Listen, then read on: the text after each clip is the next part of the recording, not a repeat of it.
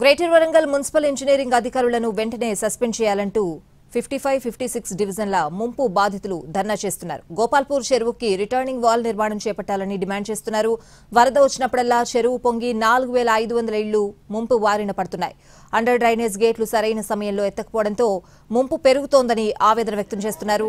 Municipal అధికారులు వెంటనే చర్యలు తీసుకోవాలని, లేకపోతే కలెక్టరేట్ను ముట్టడిస్తామని హెచ్చరిస్తున్నారు ముంపు బాధితులు. వరంగల్లో ముంపు బాధితుల ధర్నాపై మరింత సమాచారాన్ని మా ప్రతినిధి అరుణ్ అందిస్తారు. వారం రోజుల క్రితం కురిసినటువంటి భారీ వర్షాల కారణంగా ఈ 100 ఫీట్ రోడ్ మొత్తం కొట్టుకుపోయింది. దాంతో దాదాపు 10 కాలనీల వరకు నీళ్లు చేరినాయి. 55 డివిజన్, 56 డివిజన్ రెండు కూడా డ్యామేజ్ అయినటువంటి పరిస్థితి కనిపిస్తుంది. 56, 57 డివిజన్లకు సంబంధించినటువంటి అమరావతి వాళ్ళ కాలనీ, తర్వాత మిగిలినటువంటి కాలనీలకు సంబంధించిన వాళ్ళందరూ కూడా ఇక్కడ ఆందోళన చేస్తున్నటువంటి నేపథ్యం కనిపిస్తుంది. గోపాల్పూర్ చెరువు తెగిపోవడం వల్ల దాదాపు 10 కాలనీలోకి నీరు వచ్చింది. సమయనగర్ తో పాటుగా ఎప్పుడూ కాలనీలోకి నీళ్లు రానటువంటి పరిస్థితుల్లో మిగిలిన అమరావతి కాలనీ లాంటి వాటిలోకి నీరు చేరడం వల్ల ఇక్కడ ఉన్నటువంటి 10 కాలనీ వాసులందరూ కూడా ఏకమైపోయి ఈ రోజు ధర్నా నిర్వహిస్తున్నటువంటి మహాధర్నాలో పాల్గొంటున్నారు. 100 ఫీట్ రోడ్ లో రాకపోకల్ని మొత్తం నిలిపివేసి తమ సమస్యను పరిష్కరించాలని డిమాండ్ చేస్తున్నారు. రిటర్నింగ్ వాల్, ఇక్కడ ఉన్నటువంటి గోపాల్పూర్ చెరువుకు రిటర్నింగ్ వాల్ కట్టడంతో పాటు గేట్లకి అండర్ డ్రైనేజ్ వ్యవస్థ నిర్మాణం చేసినటువంటి టెక్నాలజీలో ఉన్నటువంటి తప్పులను, సాంకేతికంగా తలెత్తినటువంటి వైఫల్యాలను సరిచేయాలని ఆందోళన చేస్తున్నటువంటి వీళ్లతో మాట్లాడే ప్రయత్నం చేద్దాం. 1000 కుటుంబాలు నీట మునిగి నానా అవస్థలు పడుతున్నామండి. కనీసం మాకు ఆ రోజు వరదలో చిక్కుకుంటే ఏ అధికారి కూడా మా వైపు చూడలేదండి. కనీసం మంచినీళ్లు గానీ, కనీసం రాత్రిపూట ఇంత చిన్న ఆహార పొట్లాలు కూడా మాకు అందించలేదండి. కనీసం గుంటలలో మేము నానా అవస్థలు పడుతుంటే కనీసం ఎక్కడ ఒక్క ట్రాక్టర్ మొరం కూడా పోయలేదండి ఇప్పటి వరకు. ఏదో టిప్పర్లు మన డోజర్లు తీసుకొచ్చారు, అటు ఇటు నడిపించారు తప్ప కనీసం ఒక్క ట్రాక్టర్ మొరం కూడా ఇక్కడ పోయలేదండి. ఎంత బీభత్సం అంటే 24 గంటల పాటు మేము జల దిగ్బంధంలో ఉన్నామండి.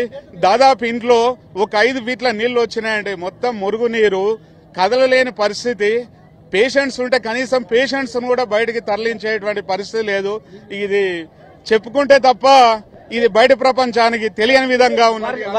వర్షం వచ్చి వారం రోజులు ఇప్పుడెందుకు ధర్నా చేస్తారు? ఇప్పటికైనా గానీ కనీసం ఏంటంటే స్పందించి అధికారులు మాకేమైనా మేలు చేస్తారు అనుకున్నాం గానీ వాళ్ళు ఈ అలసత్వానికి మేము నిరసనగా ఈ రోజు ఈ ధర్నా చేస్తున్నామండి.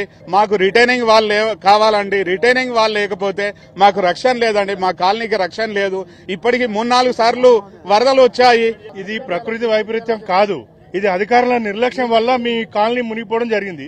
2016 నుంచి ఇప్పటి వరకు అధికారులు చేసిన నిర్లక్ష్యం వల్ల తప్ప వేరే లేదు. ఆ షటర్స్ డక్ట్కు ఫిట్ చేసి వరదలు వచ్చినాయి. ఇవన్నీ కూడా రెడ్ అలర్ట్ ప్రకటించినా కూడా అధికారులు ఒక్కరు కూడా వచ్చి పట్టించుకొని ఆ షటర్ తీస్తే ఈ రోజు ఈ ముప్పు జరిగేది కాదు. ఈ అధికారుల నిర్లక్ష్యం వల్లనే ఇది జరిగింది. ఎవరు ఏం చేస్తున్నారో మాకేం చేయట్లేదు. 10 రోజులు అవుతుంది.